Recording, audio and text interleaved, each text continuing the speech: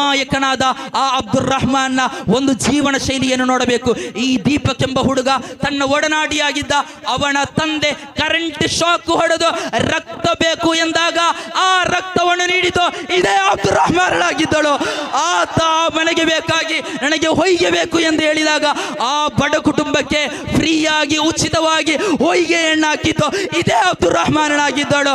ಅದೇ ರೀತಿ ನಿನ್ನೆಯೂ ತನ್ನ ಕುಟುಂಬದಲ್ಲಿ ಒಂದು ಉತ್ತಮವಾದ ಕಾರ್ಯವಿದ್ದರೂ ತನ್ನ ಮಡದಿ ಮಕ್ಕಳನ್ನು ಆ ಕಾರ್ಯಕ್ರಮಕ್ಕೆ ಕಳಿಸಿ ತಾನು ಬರುವುದಿಲ್ಲ ಅಂತ ಹೇಳಿ ತನ್ನ ಸಹೋದರನಿಗೆ ಬೇಕಾಗಿ ತನ್ನ ಮನೆಯ ಅಂಗಳದಲ್ಲಿಟ್ಟಂತಹ ಹೊಯ್ಗೆಯನ್ನು ತುಂಬಿ ಆ ಪಿಕಪ್ನ ಮೂಲಕ ಆ ದೀಪಕ್ನ ಮನೆಗೆ ಹೋದಾಗ ಅವರು ಮಾಡಿದ್ದು ಹಾಳು ಕೊಟ್ಟ ಕೈಯನ್ನು ಕಡಿದದ್ದಾಗಿದೆ. ಪ್ರಿಯರೇ, ಎಷ್ಟೊಂದು ಅಮಾಯಕವಾದ ಬ್ರೈನ್ ವಾಶ್ ಅನ್ನು ಈ ಸಮಾಜದಡಿಯಲ್ಲಿ ಮಾಡ್ತಾ ಇದ್ದೇವೆ ಅಂತ ಹೇಳಿ ನೋಡಬೇಕು.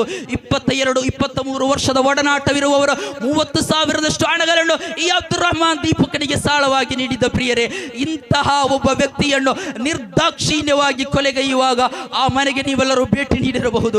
ಆ ಅನಾಥ ಮಕ್ಕಳನ್ನು ಕಾಣುವಾಗ ಆ ತಂದೆಯ ಕಣ್ಣಿನಿಂದ ಬರುವ ಕಣ್ಣೀರನ್ನು ಬರುವಾಗ ಯಾರಿಗೂ ಸಹಿಸಲು ಸಾಧ್ಯವಿಲ್ಲ. ಸನ್ನಿವೇಶವನ್ನು ನೀವು ನೋಡಿರಬಹುದು, ನೀವು ಹಲವಾರು ಕ್ಲಿಪ್ಪುಗಳನ್ನು ಕೇಳಿರಬಹುದು. ಯಾವುದೇ ಒಬ್ಬ ಮನುಷ್ಯನ ಮನಸ್ಸು ಕಳಕುವಂತಹ ಒಂದೊಂದು ವಾಯ್ಸ್ ಕ್ಲಿಪ್ಪುಗಳನ್ನು ನೀವು ಕೇಳಿರಬಹುದು. ಎಂತಹ ಒಂದು ಮನುಷ್ಯನಾಗಿದ್ದ ಅಬ್ದುಲ್ ರಹಮಾನ್. ತನ್ನ ಊರಿನಲ್ಲಿ ಸ್ವಂತ ಸಮಾಜಕ್ಕೆ ಮಾತ್ರವಲ್ಲ, ಸಮುದಾಯಕ್ಕೆ ಮಾತ್ರವಲ್ಲ, ಒಂದು ಸೌಹಾರ್ದತೆಯ ಕೊಂಡಿಯಾಗಿದ್ದ. ನಿನ್ನೆಯೂ ಪತ್ರಿಕಾ ಮೀಡಿಯಾಗಳಿಗೆ ಹೇಳಿಕೆ ನೀಡುವಾಗ ಅವರ ಸಹೋದರನು ಹೇಳಿದಂತಹ ಮಾತುಗಳನ್ನು ಈ ನಾಡಿನ ಸರ್ವರು ಕೇಳಿರಬಹುದು. 22-23 ವರ್ಷಗಳಿಂದ ಊರಿನಲ್ಲಿ ನಡೆಯುವಂತಹ ಶಾರದಾ ಪೂಜೆಯ ಅದರ ಮೂರ್ತಿಗಳನ್ನು, ದೇವರನ್ನು ಕೊಂಡು ಹೋಗುವ ಮೆರವಣಿಗೆಗೆ ಇವರ ಪಿಕಪ್ನ ಮೂಲಕ ಅವರು ಸಹಾಯವನ್ನು ನೀಡ್ತಾ ಇದ್ದರು. ಆ ಮೆರವಣಿಗೆಗೆ ಬರುವಂತಹ ತನ್ನ ಸಹಧರ್ಮೀಯರಿಗೆ ಅವರಿಗೆ ಬೇಕಾದಂತಹ ತಂಪು ಪಾನೀಯಗಳನ್ನು ನೀಡಿ ಸಮಾಜದಲ್ಲಿ ಸೌಹಾರ್ದತೆಯ ಒಂದು ಮಹಾ ಕೊಂಡಿಯಾಗಿದ್ದರು ಅಬ್ದುಲ್ ರಹಮಾನ್. ಆ ಅಬ್ದುಲ್ ರಹಮಾನ್ ಅಮಾಯಕನ ಹತ್ಯೆಗೆ ನಾವು ಯಾರು ಸುಮ್ಮನಾಗುವುದಿಲ್ಲ. ಇದೊಂದು ಪ್ರಥಮ ಹಂತ ಮಾತ್ರವೆಂದು ಸರ್ಕಾರಕ್ಕೂ ಪೊಲೀಸ್ ಇಲಾಖೆಗೂ ನಾವು ಎಚ್ಚರಿಕೆಯನ್ನು ನೀಡ್ತಾ ಇದ್ದೇವೆ. ಇಲ್ಲಿನ ಪೊಲೀಸ್ ಇಲಾಖೆಯ ನಿರ್ಲಕ್ಷ್ಯವೇ ಇಂತಹ ಅಮಾಯಕರ ಹತ್ಯೆಗೆ ಕಾರಣವಾಗ್ತಾ ಇದೆ. ನಿನ್ನೆಯೊಂದು ವಿಡಿಯೋವನ್ನು ನಾನು FB ನೋಡಿದೆ. ಒಬ್ಬ ಆ ಸಂಘಟನೆಯ ಕಾರ್ಯಕರ್ತ ಬಹಿರಂಗವಾಗಿ ಹೇಳ್ತಾ ಇದ್ದಾನೆ, ನಮ್ಮ ಪ್ರಚೋದನಕಾರಿ ಭಾಷಣ ಬಿಗಿದಂತಹ ವ್ಯಕ್ತಿಯನ್ನು ಪೊಲೀಸರು FIR ಮಾಡಿ 22 ದಿವಸಗಳು ಕಳೆದ ನಂತರವಾಗಿದೆ ಬಂಧನ ಮಾಡಿ ಕರೆದುಕೊಂಡು ಹೋಗುವುದು.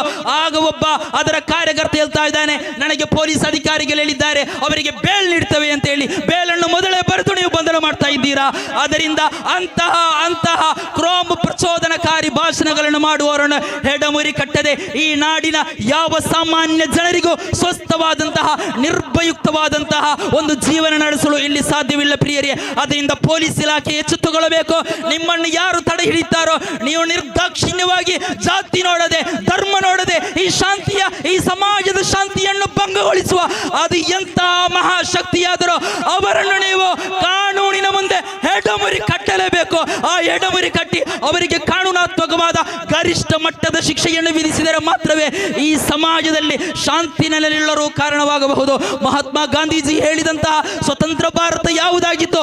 ರಾಷ್ಟ್ರಪಿತ ಮಹಾತ್ಮ ಗಾಂಧೀಜಿ ಹೇಳಿದ್ದು, ನಡು ರಾತ್ರಿಯಲ್ಲೂ ಒಬ್ಬಂಟಿಗಳಾಗಿ ಒಬ್ಬ ಮಹಿಳೆ ಹೋಗುವಂತಹ ಸ್ವತಂತ್ರವಿರುವಂತಹ ನಿರ್ಭಯುಕ್ತವಾಗಿ ನಡು ರಾತ್ರಿಯಲ್ಲಿ ನನಗೆ ಒಬ್ಬಂಟಿಗಳಾಗಿ ಮಹಿಳೆಗೆ ಹೋಗುವಂತಹ ಅಮಾಯಕನನ್ನು ಬರ್ಬರವಾಗಿ ಕೋಮಕ್ರಿಮಿ ಕೀಟಗಳು ಅದು ಎಷ್ಟೊಂದು ಬರ್ಬರವಾಗಿತ್ತು ಅಂತ ಹೇಳಿದರೆ ಪೋಸ್ಟ್ ಮಾರ್ಟಮ್ ಮಾಡಿದಂತಹ ವ್ಯಕ್ತಿ ಸಹ ಅದರ ಹೊಳಿಗೆ ಮಾಡಿದಂತಹ ವ್ಯಕ್ತಿ ಹೇಳ್ತಾರೆ 40ಕ್ಕಿಂತಲೂ ಹೆಚ್ಚಿನ ಚುಚ್ಚಿದಂತಹ ಆ ಒಂದು ಅಮಾಯಕವಾದ ಬರ್ಬರವಾದಂತಹ ಒಂದು ಹತ್ಯೆಯಾಗಿತ್ತು ಅಬ್ದುಲ್ ರಹಮಾನ್ನದ್ದು.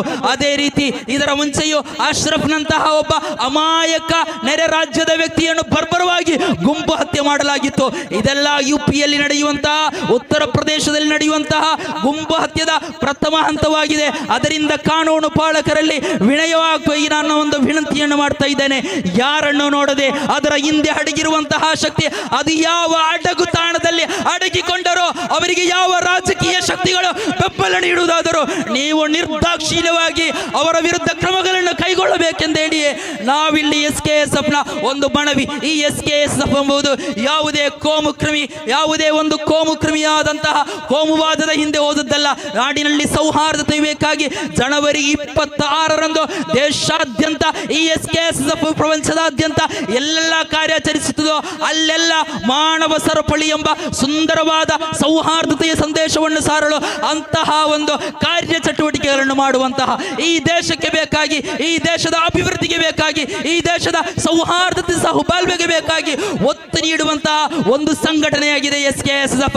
ಆ SKSF ನ ಸಕ್ರಿಯ ಕಾರ್ಯಕರ್ತನಾಗಿದ್ದಂತಹ ಒಬ್ಬ ಅಮಾಯಕನ ಅಬ್ದುಲ್ ರಹಮಾನ್ ಹತ್ಯೆಯಾಗಿದೆ. ಆ ಹತ್ಯೆಗೆ ನ್ಯಾಯ ಬೇಕೇ ಬೇಕು. ನೀವು ಹತ್ಯೆಯಾದ ನಂತರ ಮನೆಗಳಿಗೆ ಭೇಟಿ ನೀಡಿ ಪರಿಹಾರ ನೀಡುವುದರಿಂದ ಇಂತಹ ಕ್ರಮಗಳು, ಇಂತಹ ದುರ್ಮರಣಗಳು ಇಲ್ಲಿ ಕೊನೆಯಾಗುವುದಿಲ್ಲ. Prevention is better than cure.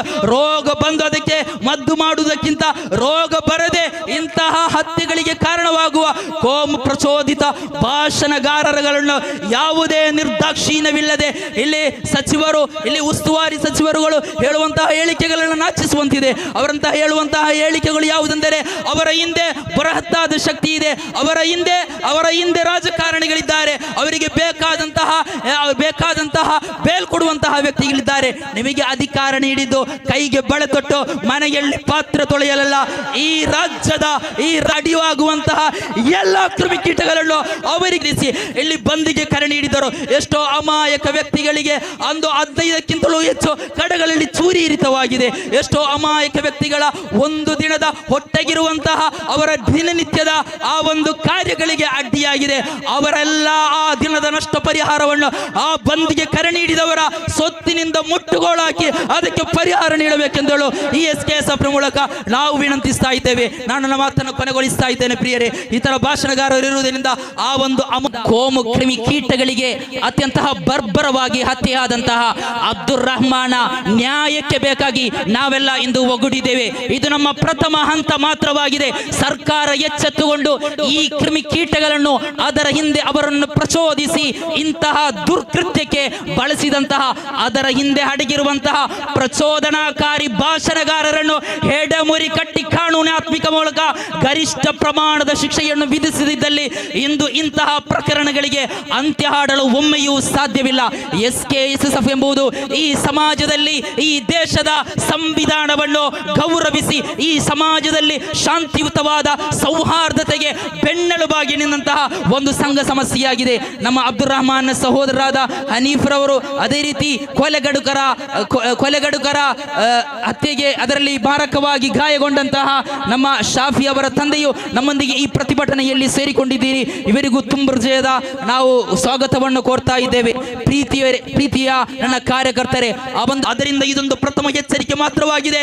ರಾಜ್ಯವನ್ನು ಆಳುತ್ತಿರುವಂತಹ ರಾಜ್ಯ ಸರ್ಕಾರಕ್ಕೆ ಇದೊಂದು ಎಚ್ಚರಿಕೆಯ ಕರೆಗಂಟವಾಗಿದೆ.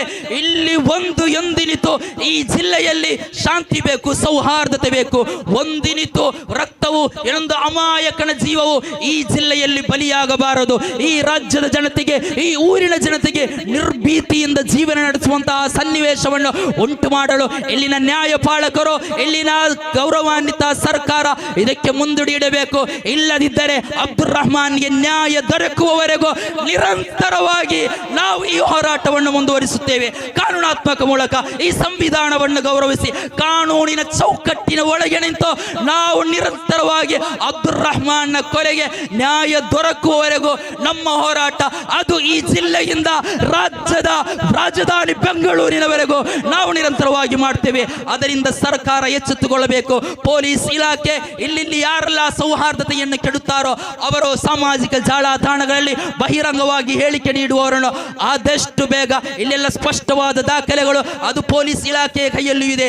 ಆದ್ದರಿಂದ ನೀವು ಈ ನಾಡಿನ ಸೌಹಾರ್ದತೆಗೆ ಬೇಕಾಗಿ, ಶಾಂತಿಗೆ ಬೇಕಾಗಿ ಯಾವ ನಿರ್ದಾಕ್ಷಿಣ್ಯ ಕ್ರಮಗಳನ್ನು ನೀವು ಕೈಗೊಳ್ಳಬೇಕು ಎಂದು ಹೇಳುತ್ತಾ ನನ್ನ ಒಂದೆರಡು ಮಾತಿಗೆ ವಿರಾಮ ಹಾಕ್ತಾ ಇದ್ದೇನೆ.